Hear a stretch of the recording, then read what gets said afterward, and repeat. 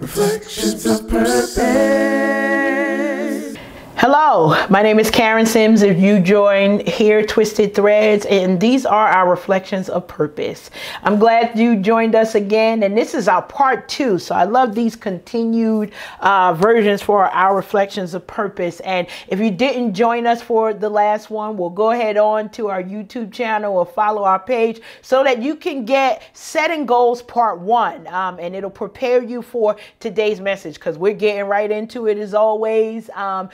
Setting Goals Part 2. Setting goals. So in part 1, we talked about the process of not just setting goals, but setting the right goals. And when we think about that, talking about naming your goals, deciding what it is you want to accomplish, counting the cost for what it is that your goals will require for you to do. It's going to take some work. So you need to know what is that work that it's going to take. And sometimes, you know, one of the things that we think about, oh, we want to write it down. Well, when we think about goals, it's always important to write it down so that you could track it.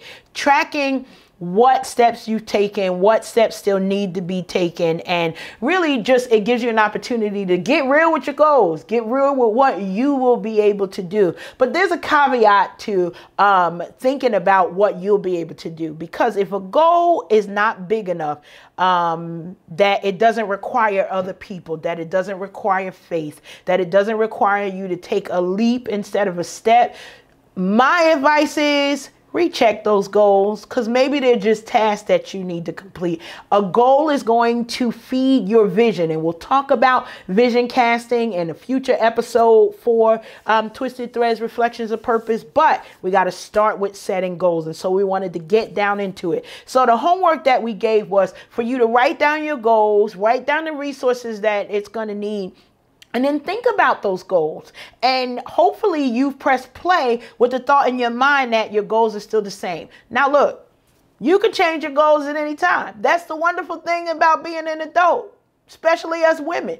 We change our mind on a dime. You know, today you'll see long hair, tomorrow you'll see short hair. Today you see one style, tomorrow I'll be somebody totally different. We get the opportunity to change it up. And so we got to be flexible as we're setting our goals. Not be wishy-washy. Don't let that spirit of procrastination come on you and make you decide, oh no, I'd rather not do it. But if you decide that I've decided I don't want to do a blog, but I want to do videos, you know, or I don't want to do videos because I don't want anybody looking at me, but I'll do a podcast so that they could just hear my voice. These are type of things that they do change in the way your goal is going to progress, but they're still important as you set your goals. Maybe it is, I'm going to start a Bible study. Maybe I'm going to start a book club. I'm going to give an opportunity for me to give the best of me to other people around me. Now, I understand everybody doesn't deserve the best around you. So when you're thinking about setting your goals, you got to figure out who's your target audience. Now, I know these sound like business terms, but this is the same thing when you're thinking about how do you talk to a teenager about the decisions that they need to make? How do you talk to a teenager versus a grown person as they're making financial decisions for their life? Well, talking to a teenager is going to be different. They're trying to finance a car. A grown person may be trying to finance a house. They just trying to figure out how they're going to get around the corner, and they may not be thinking about the consequences of not putting gas in the car, making sure the insurance is paid up, making sure that the car is in good running condition. But you get an opportunity to influence them in that conversation, and perhaps some older people as well. We got folks of all ages who started driving maybe not at 14 and 15. Some people started driving in their 30s and in their 40s, and maybe it's you. You're the next in line to get that driver's license. Let me know when you get on the road, because I'm going to try not to be on there with you. How about that? But it's important for you to set those goals. So we wrote them down. We've meditated over them. Give yourself 3 days. 3 days to commit to the goal. So you wrote them down, you're excited about it. Odds are, I love it because I often say bright ideas are usually brightest in our own head first. Sometimes they dim as we share them. And there's a couple of reasons for that. You want to, and we'll talk about having those accountability partners, those people who, when you're ready to share and say, hey, my goal is to go back to school, but I got to take this entrance exam, but I got to study for the next thing, or I've got to write an essay, or whether it's scholarships that you're going on after. That's a big thing for a lot of students around this time, and parents who got teenage kids. Well, I decided I want my kid to go to school.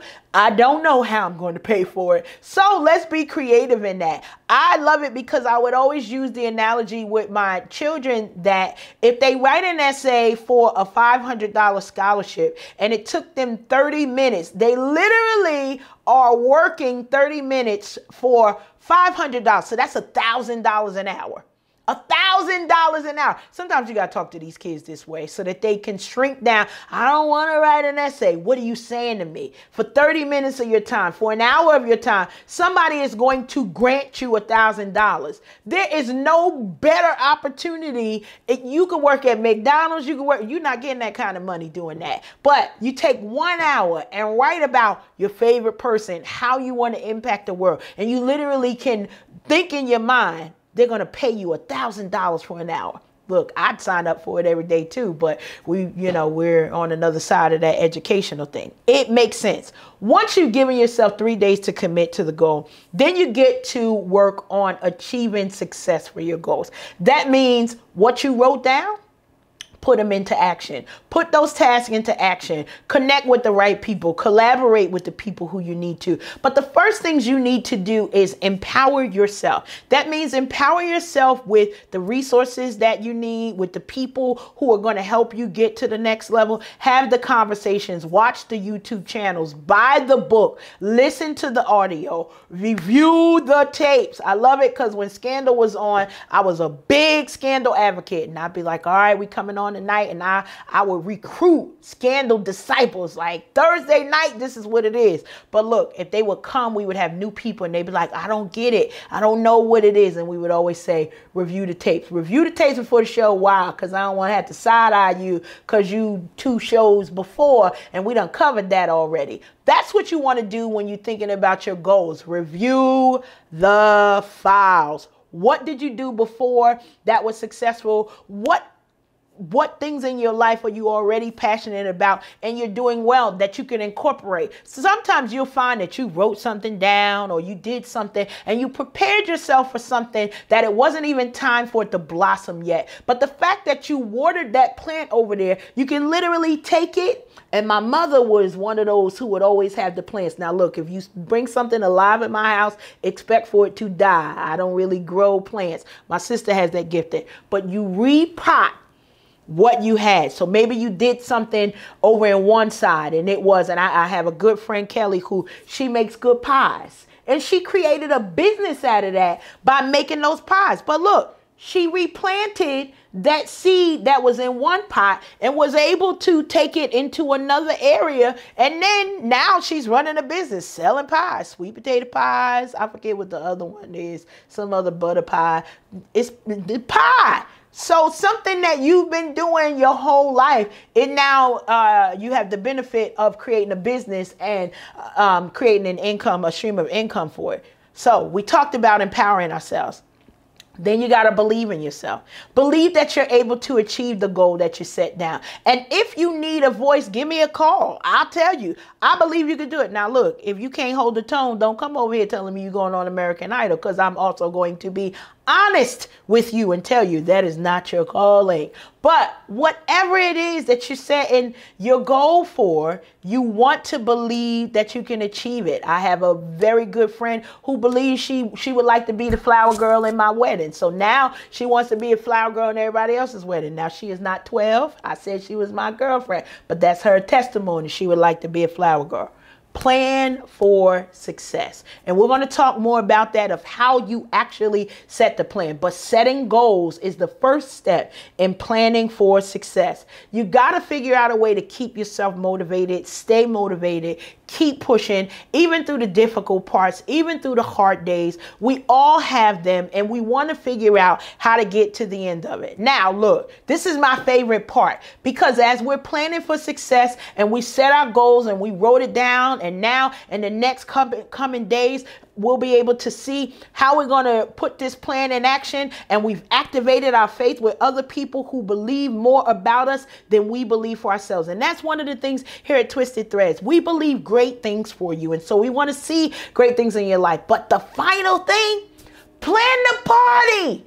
Plan the party, the celebration for when you get to the completed version of whatever goal that you set. You got those kids off to college. You got them out the house. You didn't kill them. You successfully, renewed wedding vows. You started the business. You've done things that are celebration worthy. Don't miss planning the party. Why? Because it's the fuel that you get to set another goal and keep you motivated moving forward. Hopefully, these messages have helped you. Again, this is a 2-part series in setting goals, and we're going to get into more about goal casting and vision casting, but this is where it starts. Setting your goals, make sure that you set the right goals for yourself, but make them bigger than you. That's the final thing I say. Why? Because the world is waiting for you, not the version of you that you decided to hide away, but the version of you that has greatness. As always, make it an amazing day. Get out there and be great.